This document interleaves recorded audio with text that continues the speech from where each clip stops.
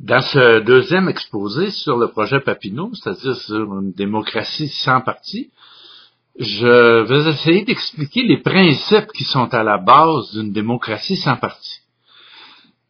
Parce que la démocratie dont on a hérité, elle était née au 18e siècle et elle était empreinte encore de beaucoup de la mentalité monarchique de l'époque, donc très hiérarchique, une société très hiérarchisée.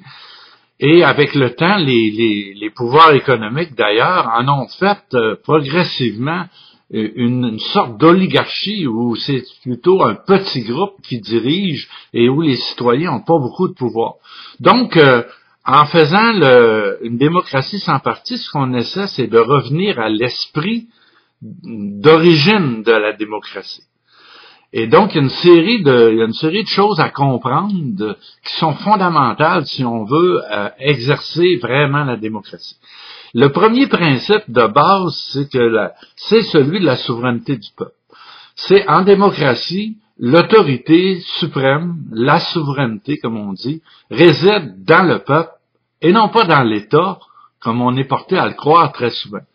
C'est-à-dire que l'État n'a que la souveraineté que lui délèguent les citoyens et les communautés de base. Ceci veut dire qu'il faut considérer que tous les citoyens sont porteurs de la souveraineté.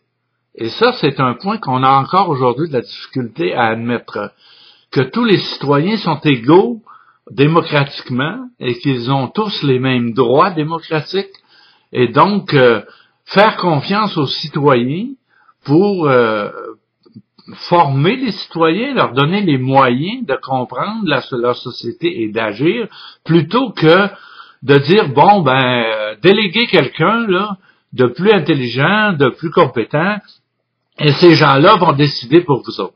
Ça, c'est contraire à la démocratie. Plus on remet le pouvoir au peuple, plus on est démocratique, moins on le fait, moins on est démocratique.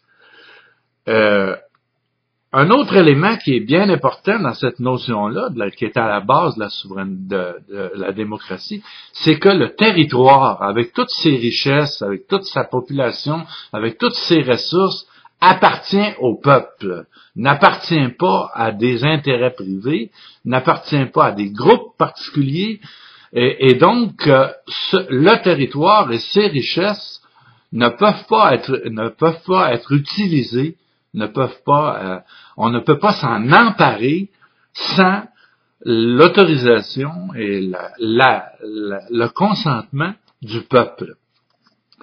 Ça aussi, c'est extrêmement important et on a un peu perdu le sens de ça.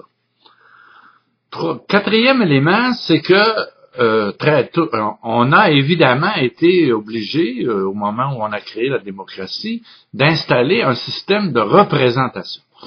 Dans les communautés de base, on pouvait gérer la démocratie en assemblée générale, directe, un peu comme l'agora des Grecs. Mais dès qu'on a un pays au complet, il est nécessaire d'avoir des représentants qu'on désigne pour exercer le pouvoir à l'intérieur d'un mandat. Or, le système de démocratie de représentation, c'est un système très dangereux parce que c'est un système qui tend à nous éloigner de la souveraineté du peuple.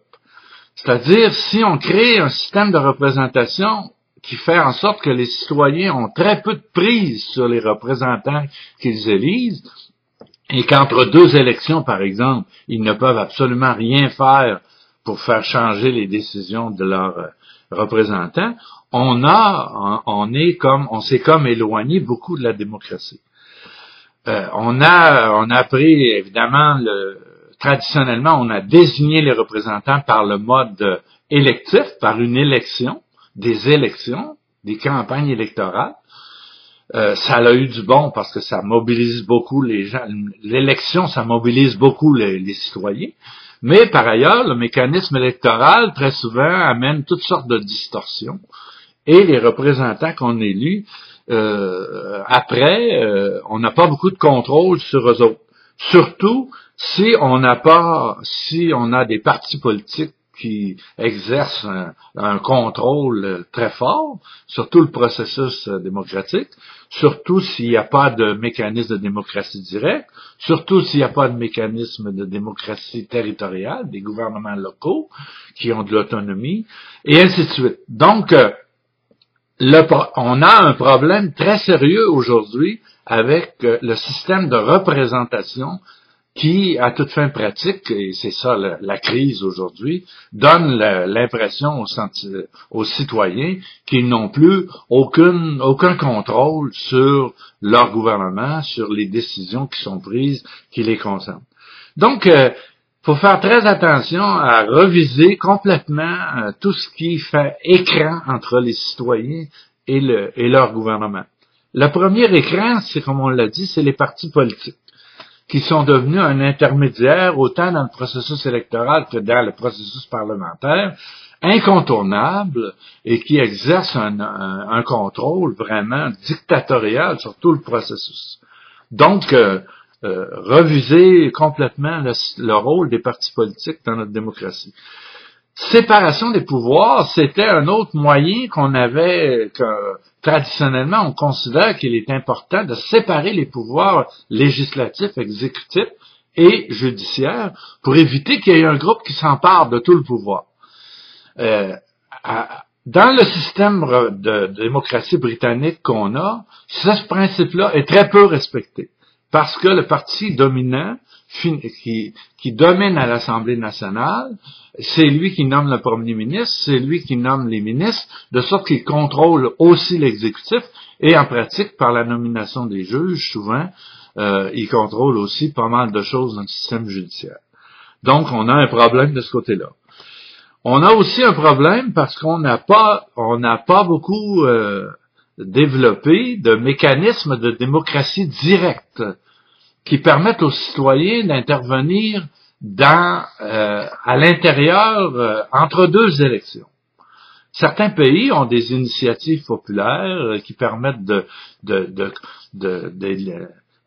d'éliminer des lois que le gouvernement a votées, de proposer des lois, de révoquer des élus parce qu'ils sont incompétents. Mais dans notre système, nous, au Canada, au Québec, dans le système britannique, il n'y a aucun de ces mécanismes-là de démocratie directe. Aujourd'hui, avec les médias sociaux, en particulier, on pourrait introduire beaucoup de mécanismes de démocratie directe qui permettraient, entre deux élections, et même à l'intérieur des élections, de la campagne électorale, qui permettraient aux citoyens d'exercer un contrôle beaucoup plus direct sur tout le processus démocratique. Donc, on a aussi un problème important de ce côté-là. On a aussi un problème du côté de la démocratie territoriale.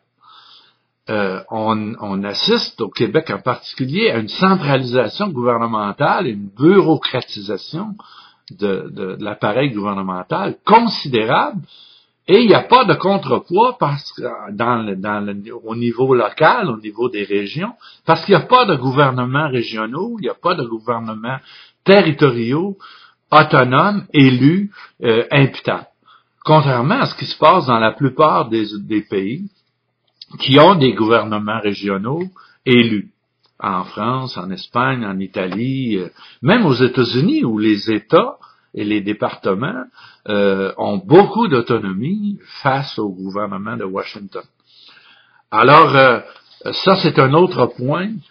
Si on a à cœur de retrouver l'esprit original de la démocratie et de permettre aux citoyens de décider le plus possible eux-mêmes de ce qui les concerne, il faut absolument implanter des gouvernements territoriaux autonomes et que les choses qui peuvent être décidées au niveau local, au niveau régional, le soient, au lieu d'être toutes décidées au niveau central.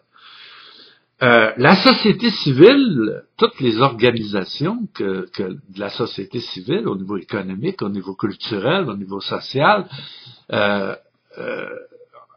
doit aussi avoir la possibilité de participer au processus qui mène aux décisions parlementaires, aux décisions législatives.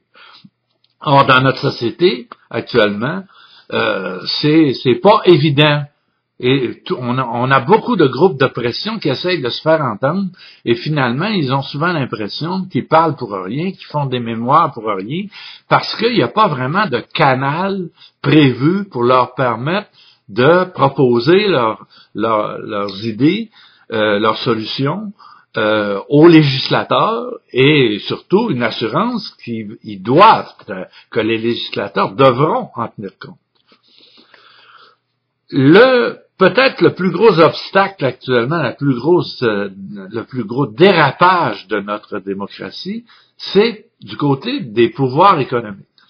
Les intérêts économiques, l'entreprise aujourd'hui a pris une telle ampleur, elle s'est mondialisée, elle est tellement forte, c'est tellement des grandes entreprises concentrées qu'ils exercent via les partis politiques un contrôle presque complet des décisions gouvernementales. Alors, c'est sûr qu'il faut trouver moyen si on revient à l'esprit d'origine de la démocratie, que ce soit les citoyens qui imposent une régulation aux intérêts économiques pour éviter que ce soit les pouvoirs économiques, finalement, qui décident de tout ce qui nous arrive en société. Alors, si on n'a pas une démocratie qui donne le pouvoir le plus possible aux citoyens, c'est certain que la place va être très rapidement occupée par les pouvoirs économiques qui ont d'énormes moyens pour s'imposer via les médias, via la publicité, via le financement des partis politiques, etc. Un dernier point au Québec qui est particulier, c'est quel est le rapport entre la souveraineté populaire, la démocratie, et la souveraineté de l'État. Le débat sur la souveraineté du Québec, sur le statut politique du Québec, a pris le devant de la scène au cours des 40 dernières années, et on est un peu bloqué là-dessus, et là on se rend compte que peut-être la priorité elle est de redonner aux citoyens, plutôt qu'à une game de partis politiques entre eux, de redonner aux citoyens la possibilité de décider du statut politique du Québec, comme du reste du type de gouvernement et du type de société qu'ils veulent avoir au Québec. Donc, je pense qu'on est rendu à un point où la réforme démocratique doit redevenir une priorité, et c'est à travers un processus démocratique populaire que les gens finalement peut-être lèveront toute l'ambiguïté qu'on a actuellement, l'incertitude qu'on a concernant, entre autres choses, pas uniquement, mais le statut politique du Québec, mais d'abord et avant tout sur le type de démocratie qu'on veut avoir au Québec. Donc, on a devant nous un problème de réforme de nos institutions démocratiques qui n'ont pas été changées depuis 2 siècles et où aujourd'hui, on est en mesure, avec les moyens modernes qu'on a de communication, de revenir à l'esprit de la démocratie qui est de donner le plus possible le contrôle des citoyens sur les décisions qui les concernent.